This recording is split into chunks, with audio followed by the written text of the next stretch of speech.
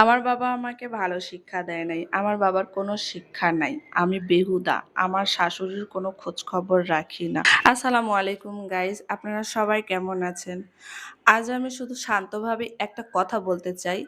কারো নাম ধরে না, কাউকে ছোট না করে, শুধু নিজের অবস্থানটা পরিষ্কার করতে চাই।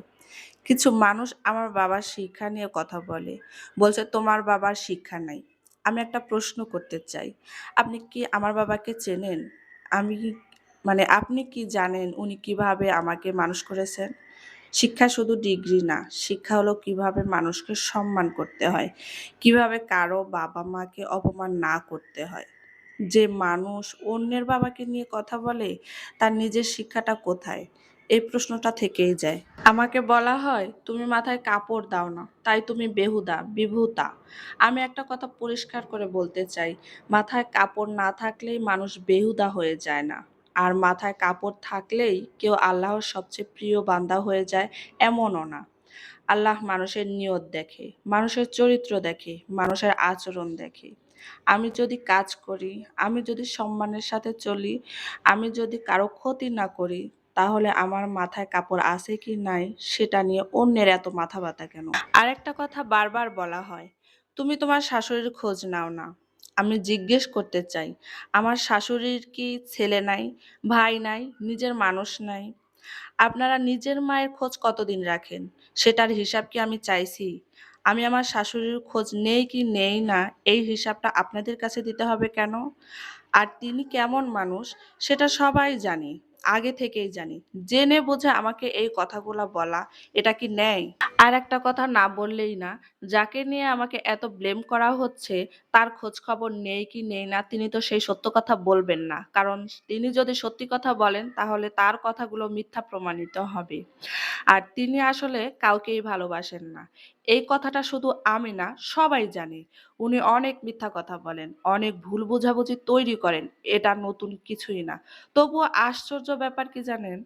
সব দোষ এসে পড়ে আমার ঘাড়ে। আমি কখনো কারো সাথে খারাপ ব্যবহার করিনি। আমি কাউকে কটু কথা বলিনি। তবুও কেন বারবার আমাকে আক্রমণ করা হয়?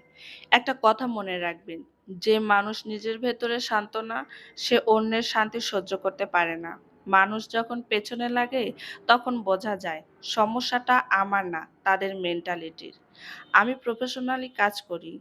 আমি ছোট ইউজার। আমি ভিডিও বানাই। এটাই আমার কাজ। আমি চেষ্টা করি। কাজ করতে গেলে নাচতে হলে আমি কি ঘোমটা দিয়ে নাচবো? কাজ আর চরিত্র এক জিনিস না। আমার নামে কোনো খারাপ রিপোর্ট নাই। আমি অসভ্যতা করে বেড়াই না। সবচেয়ে হাস্যকর কথা কি জানেন? যারা মানুষকে কষ্ট দেয়, অন্যের বাবাকে অপমান করে, মিথ্যা অপবাদ দেয়, তারাই আবার বলে এইভাবে চললেই আল্লাহ ভালোবাসবে। আল্লাহ কি মানুষকে কষ্ট দেয়া ভালোবাসেন? নাকি আল্লাহ ন্যায় আর ইনসাফ ভালোবাসেন? নিজেরা ভালো না হয়ে অন্যকে জ্ঞান দেয়া খুব সহজ। আমি আজও চুপ করেই আছি। কারো নাম বলিনি, কারো বদনামও করিনি। কিন্তু মনে রাখবেন, চুপ থাকা মানেই দুর্বল হওয়া না। ধৈর্য মানেই অন্যায় মেনে নেওয়া না। মানুষকে কষ্ট দেওয়ার আগে একবার ভাববেন, কারণ আল্লাহ সব দেখেন।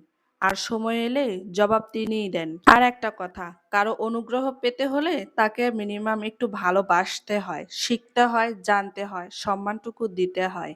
মানুষের সাথে শত্রুতা করে আর যাই হোক কিছু পাওয়া যায় না ঘৃণা ছাড়া। আমি শুধু চাই আমাকে আমার মতো থাকতে দিন। আমার পরিবার, আমার কাজ, আমার জীবন, এটা আমার। আল্লাহ সবাইকে সঠিক বুঝ দান করুক। আমিন।